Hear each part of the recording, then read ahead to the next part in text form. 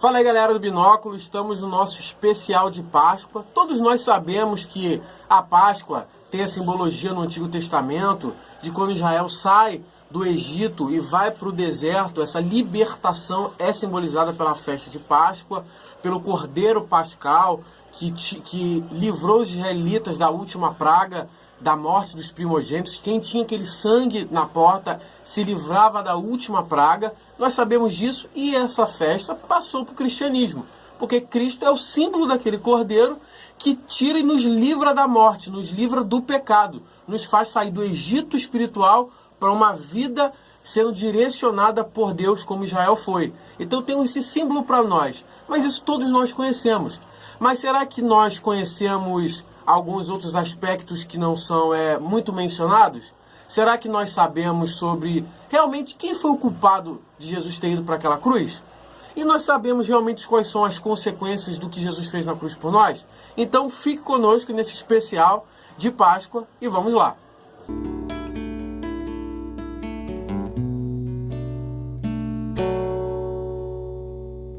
Então, pessoal, para a gente iniciar o nosso especial de Páscoa, vamos introduzir a respeito da culpa. Para você, quem teve a culpa sobre a morte de Cristo? Seria Pilatos?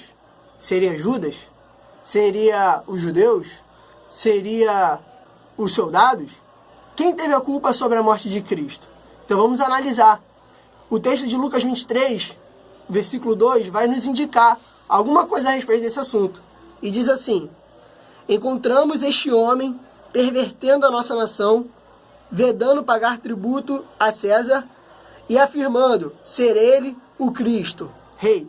Bom, esse texto nos diz da acusação dos judeus, quando estavam falando a Pilatos a respeito do que Cristo tinha feito.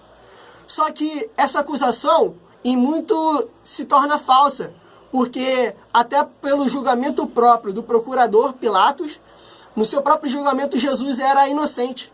No seu próprio julgamento não havia culpa em Jesus a respeito de nada. Não havia ameaça de uma rebeldia contra o Império Romano. Não havia nenhuma questão de ter violado alguma lei romana. Então, Cristo, sob o seu parâmetro, sob o seu olhar, sob o seu julgamento, não havia culpa. Mas por que ele sentenciou ou colocou a Cristo, a morte de Cristo, a vida de Cristo, sobre o olhar do povo, sobre o olhar das pessoas, sobre o julgamento e a escolha dessas pessoas? Porque ele colocou? Porque muitas situações que ele estava vivendo naquela época, tanto com os judeus quanto com Tibério, o imperador romano, era um contexto onde ele tinha que ser justo e ser injusto ao mesmo tempo, conceder a Cristo a sua liberdade ou em troca de um ambiente favorável ao seu governo, ele ir a favor dos judeus ou ele ir a favor do imperador. Então, para isso, ele lava suas mãos num gesto de inocência, mas que de inocência não tem em nada, porque ele simplesmente quis tirar a culpa de algo que ele também tinha culpa. Mas será que ele é o principal culpado? Ou foi Judas que entregou Jesus ao Império Romano para que ele pudesse ser preso? Ou foi ao menos os judeus que acabamos de ver o relato que entregaram a Jesus? Meus irmãos, na verdade, o verdadeiro culpado dessa história toda somos cada um de nós. Porque se ele se entregou na cruz, foi porque algo nós fizemos de errado contra Deus, contra a santidade de Deus, contra a justiça de Deus.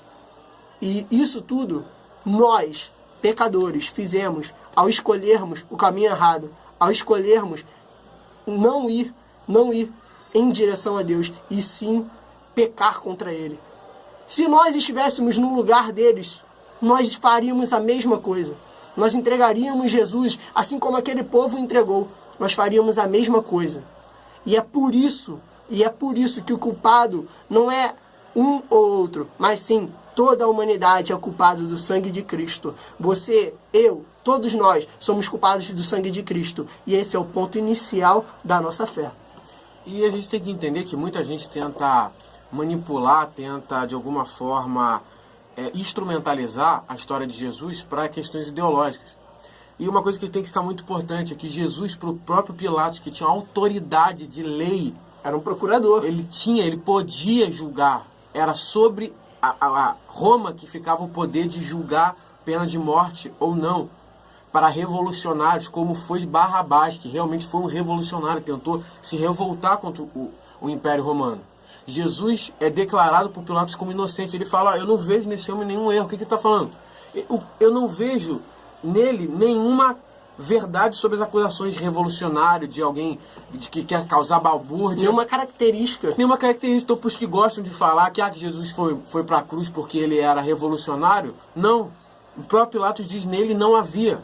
Não tinha provas para dizer que ele era. Jesus não era essa ideia estereotipada que tentam fazer de Jesus de um revolucionário social. Ele não era, ele não veio para isso.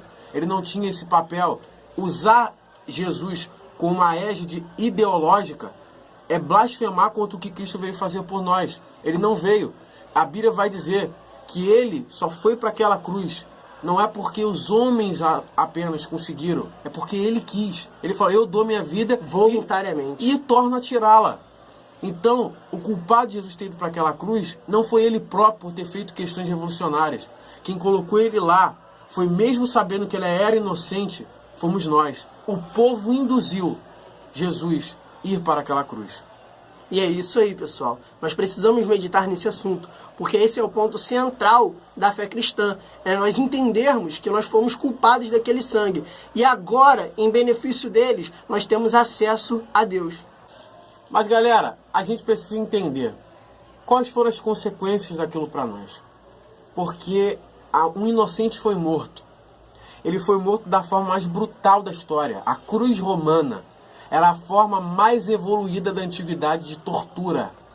Era mais evoluído do que o empalamento assírio, que deixava a pessoa dias agonizando com uma estaca atravessada no seu corpo. Era a pior forma de tortura que existia e até hoje existe. Ninguém conseguia fazer, ninguém era tão especialista como os romanos em fazer alguém sentir dor, tortura. Mas a pergunta é, Jesus não fez aquilo à toa. Jesus não fez aquilo apenas para deixar uma mensagem para nós. Não, não foi. Jesus ele veio trazer consequências para a nossa vida. A primeira consequência que ele veio trazer para mim e para você. Ele veio, antes de qualquer coisa, pagar o preço do nosso pecado. Por que ele teve que morrer? Muita gente pergunta isso, né? Por que ele teve que morrer? Por que Deus não só perdoou lá? Porque não teve outro plano. Não teve outro plano. Por que ele não perdoou? Por que ele teve que fazer isso tudo e tudo mais? Não entendo. Porque nós temos que entender que quando Deus ele fala do pecado com a morte, desde o Antigo Testamento, de um animal morrer, ele está querendo passar uma mensagem para nós. O pecado é algo tão grave, tão grave, tão grave, que ele mata. Então quando Jesus ele paga o preço do nosso pecado, ele paga esse preço, ele teve que morrer.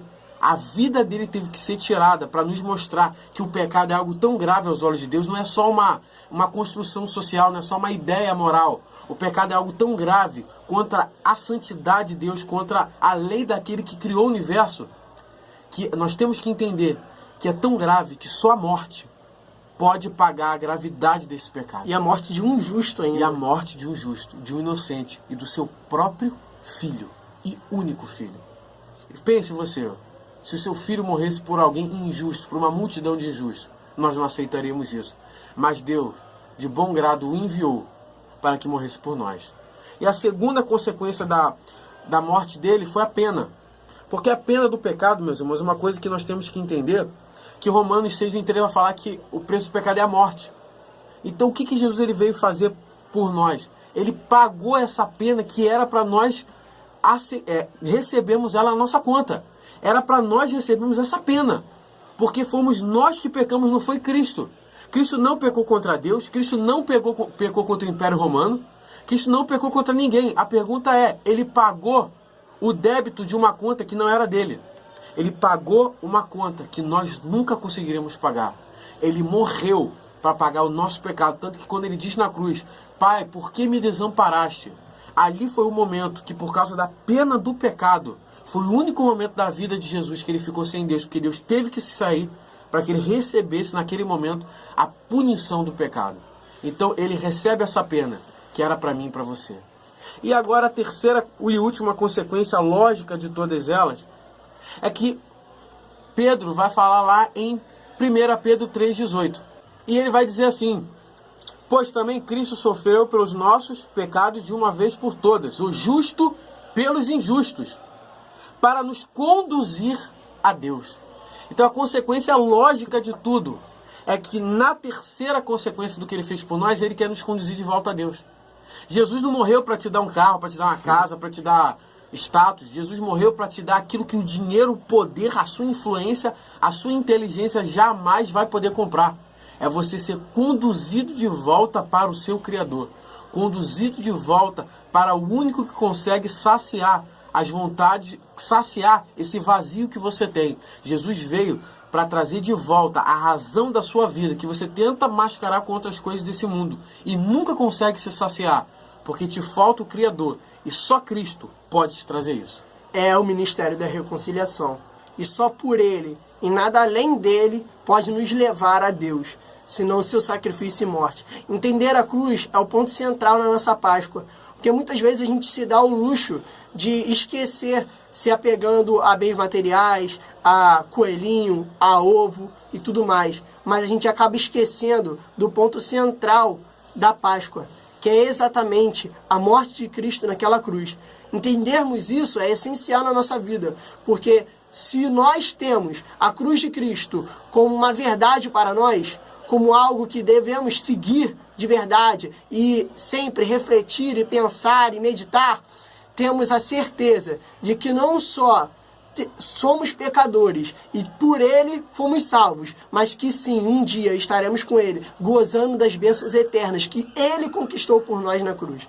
Então isso é o ponto central da nossa Páscoa, e que esse ponto possa entrar dentro do seu coração, da sua família, isso pode servir de meditação para a sua vida, porque nada além da cruz pode nos levar a Deus. Então, meus irmãos, o que temos a dizer sobre tão grande coisa feita por nós? Temos a te desejar uma coisa só.